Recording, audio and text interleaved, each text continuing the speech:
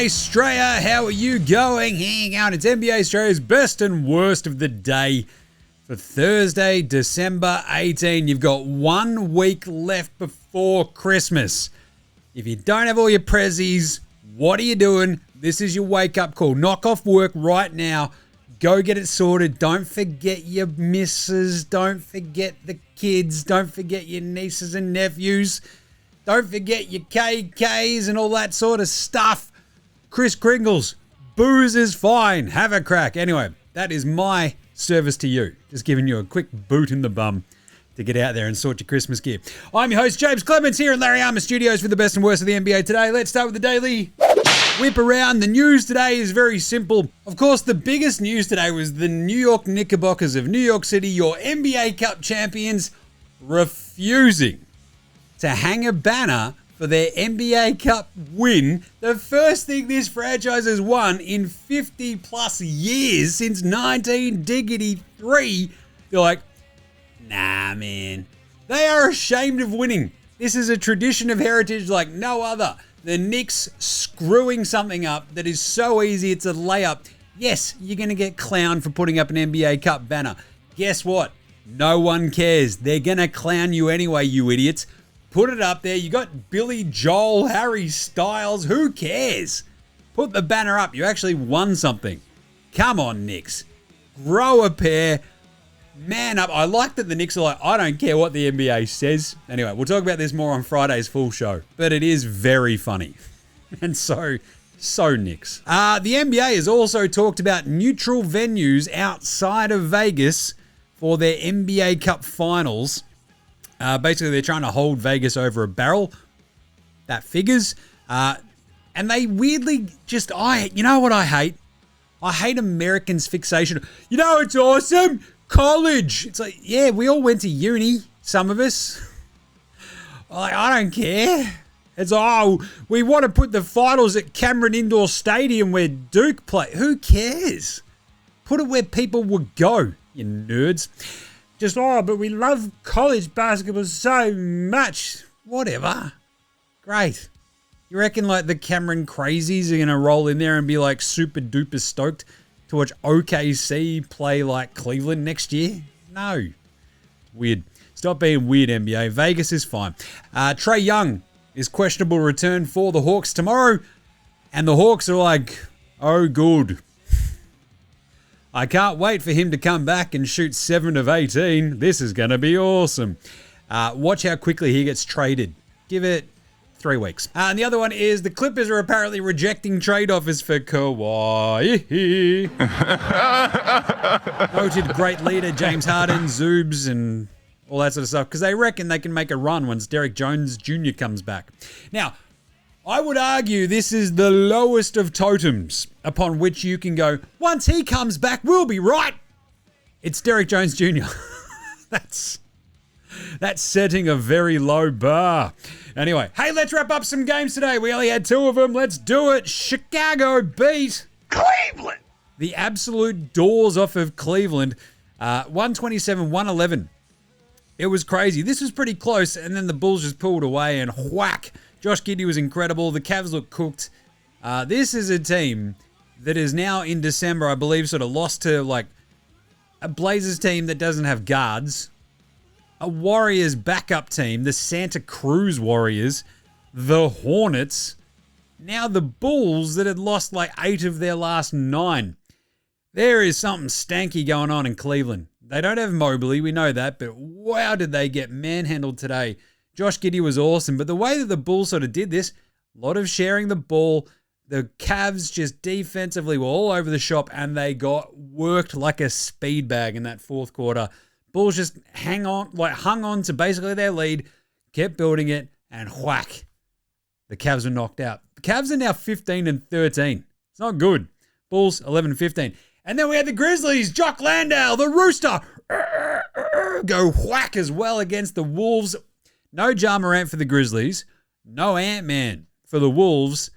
The Grizzlies were also without Zach Edey, a bunch of other dudes, and it didn't matter. 116-110. Jock Landale hit 4 threes. That was awesome. Triple J was unreal. He had 28. Minnesota just had 1 million turnovers. Missed 31 threes. That's not good. They ended up with 18 turnovers, which was hilariously the same as the Grizzlies, but jeez. Minnesota, just looking a little bit janky as well. We're going to talk about them in the Friday power rankings as well as the little video. So, who was the NBA Straya Approved Performer of the Day, Jim? That's not a knife. That's a knife. That would be Josh Giddey. Giddy up! What an awesome game he had. He had 23, 11, 11. That's his 6th triple-double of the year. He had 7 all last year. We're not even at Christmas yet. This is awesome. He's crushing it. And more importantly, he hit an equal career high 5 threes, which is pretty bloody good, as you'd expect. 5-11 from deep. Unreal stuff from the Gidmeister, the mop-top mumber himself. 8 of 18 from the floor, 2 steals and a block. But the 23, 11, and 11, it's that second 11 that's important to me because the Bulls are 7-4 when Josh Giddey has double-digit assists. That means the ball is moving, he's in control of the offense, and they're just being the egalitarian Bulls. 7-4, you might understand. I'm no maths magician, but 7-4 is better than 500. Hilariously, it is also 3 games better than 500, which is the classic Bulls spot. Either 3 above or 3 below. That's exactly where the Bulls need to be, around 500. So, but 7-4 when Gids has double digits, just saying, pretty important. Honourable mention to Donnie Mitchell, who tried to carry that Cavs team by himself with 32-5. But, they're just looking, ugh. Triple J, the 28, 12, and 3 assists, 3 blocks. He was awesome too. Spud of the night! Spud, Spud, Spud, Spud, Spud, Spud, Spud, Spud, Spud, Spud, Spud, Spud, it is Spud of the night. Spud of the night. Uh-oh. It's bowling season. That's right, Lonzo Ball.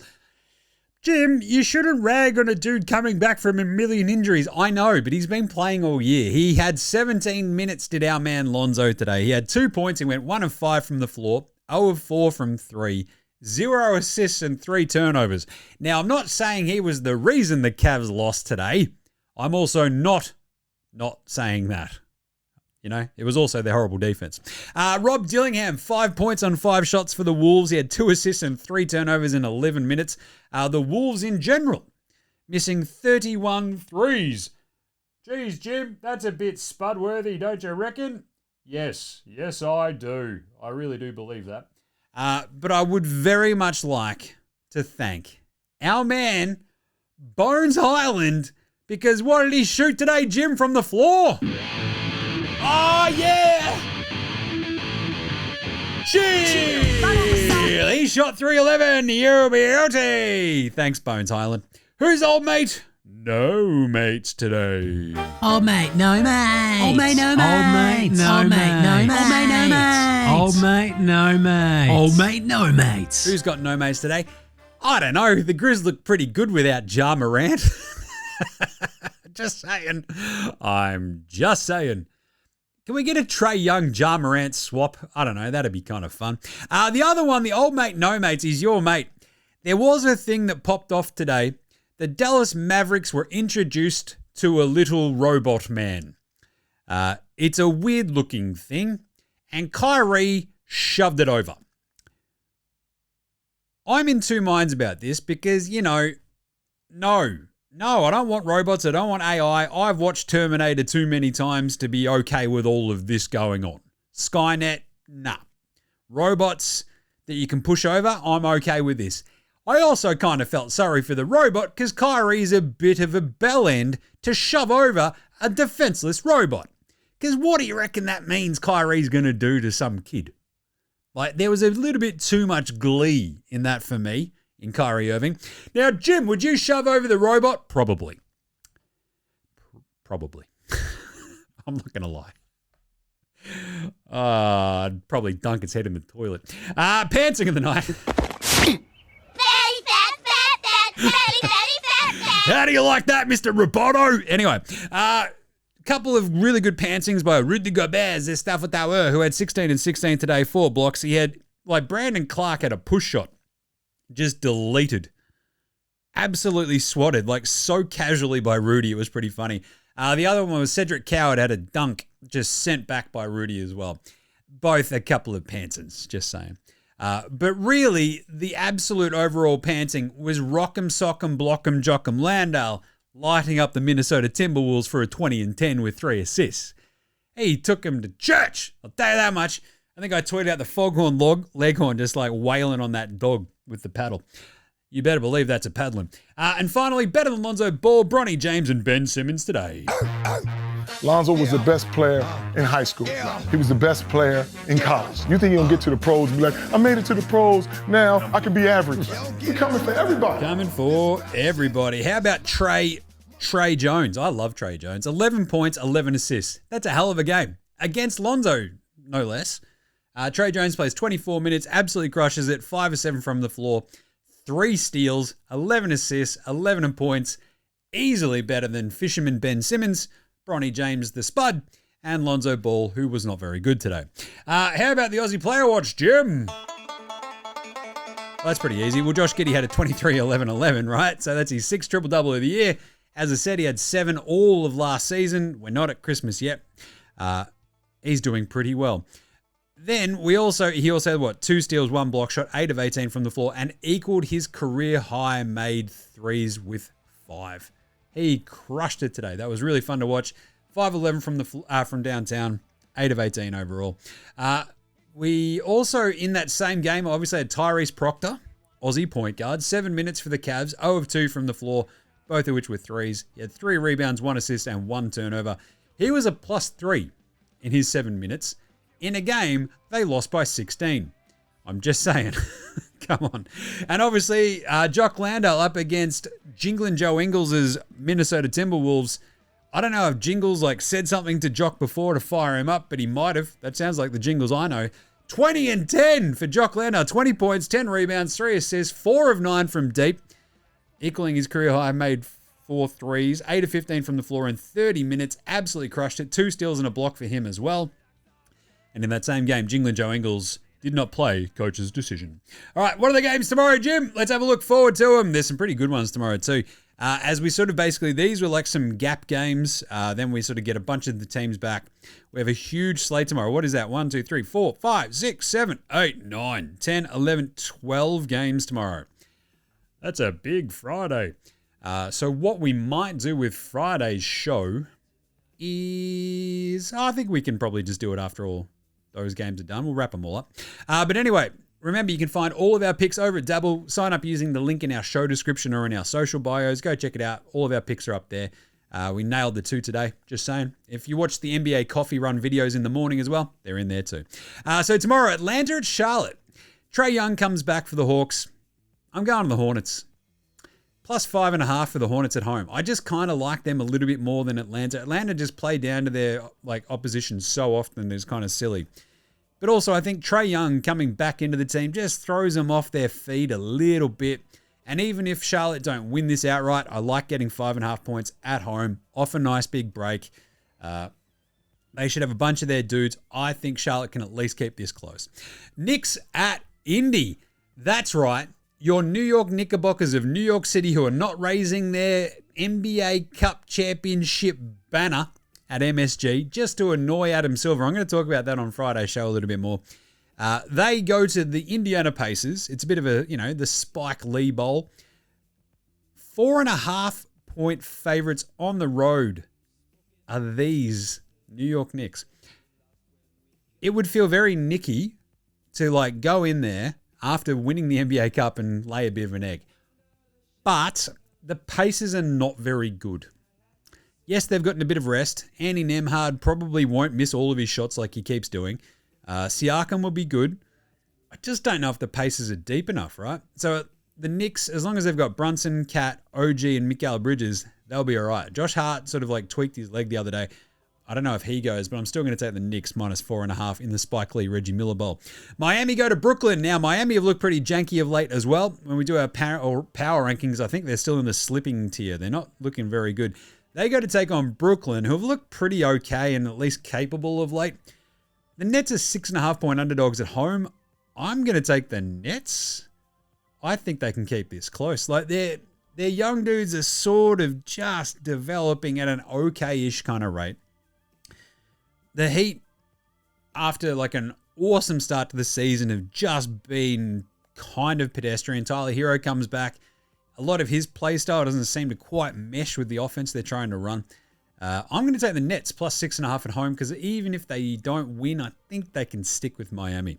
Clippers OKC. Uh-oh. The Thunder are 17.5 point favorites. Because this game goes one of two ways, right? It's either really close or the Thunder beat them by about 30.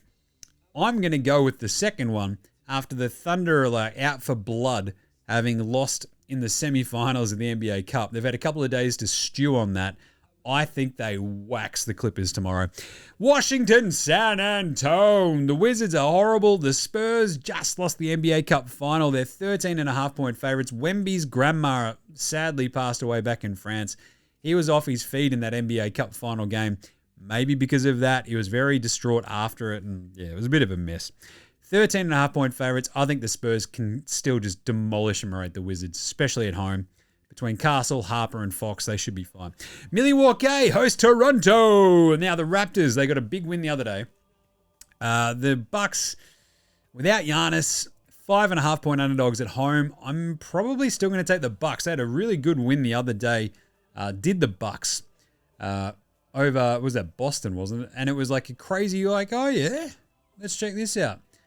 They then got absolutely smashed by the Nets. But I kind of think at home, the Bucks, Kevin Porter Jr., Kuzma and Co. can keep this one a little bit close. I'll take the 5.5 for the Bucks. Houston, they go to New Orleans. The Rockets need to sort of like steady this ship right now. They're 9.5 point favorites against the Pelicans team that has Zion back, Trey Murphy playing pretty well, Derek Queen crushing it. 9.5. I think the Rockets on the road. I think I might go the actual Pelicans here, plus 9.5, because they're not that bad. A little bit of a rest for the Pels. Houston here and there. I don't know if their size, like Şengün's been playing out of his skin. I think the Pelicans can keep it within the 10, right? So let's give me the plus 9.5. Detroit, Dallas. This is a ripper. Cade Cunningham up against Ryan Nembhard. Will AD come back? We don't know yet. I'm going to take the Pistons minus 5.5. They are a substantially better team than the Dallas Mavericks, who got 42 points from Cooper Flag the other day and still lost to the Utah Jazz. It's a soft J. Orlando go to Denver. Now, they're probably without Jalen Suggs. And obviously Franz Wagner, but we don't know about Suggs just yet. I will just check that because I had checked it yesterday, but I haven't got an update. Let's have a look. Jalen Suggs. Oh, he's out. Yep. Cool. We're going to go Denver minus 7.5 against the Magic at home. The Nuggets out there wheeling and dealing. I don't know if the Magic are good enough to keep up with them. Golden State at Phoenix. Fascinating game. Dylan Brooks out there wrecking dudes. You know, a bit of a weird game against the Lakers the other day, but the Suns are 2.5 point underdogs against the Warriors. Devin Booker, Dylan Brooks, I think the Suns can get that done. I reckon they can beat the Warriors. I'm not convinced of this Golden State team. Lakers at Utah, they're 6.5 point favorites there. The Yaz, the Keontae George roller coaster. Keontae, the roller coaster George. It's just a little bit too much of a roller coaster. They'll have Luka, they'll have LeBron. I think the Lakers will be fine. Give me the Lakers minus 6.5. And then Sacramento, Portland. The Kings plus 9.5 in Portland. I mean, good luck trying to figure out what the Kings are going to do game to game, right? They've now lost, what's that? Jeez, that's a lot of games. 7 of their last 8 have the Kings. They beat the Heat randomly. I don't know if they can beat Portland, but I think they might keep it within 10. Give me the Kings plus 9.5. We'll see how we go. But there you go. It's a good one. All done. Remember, you can find all of our picks, of course, over at Dabble. All of our daily NBA picks are right there. Sign up using the link in our show description, our social bios if you want to follow them. Either way, good times, great memories. We'll have the NBA coffee run video out tomorrow as well. Get around that too. But that's it. There you go. That's the best and the worst of the NBA today. Tune in to NBA Straya every day for everything NBA. Subscribe or I will fight you. This is NBA Straya saying, look after yourselves, would you? And later, hosen.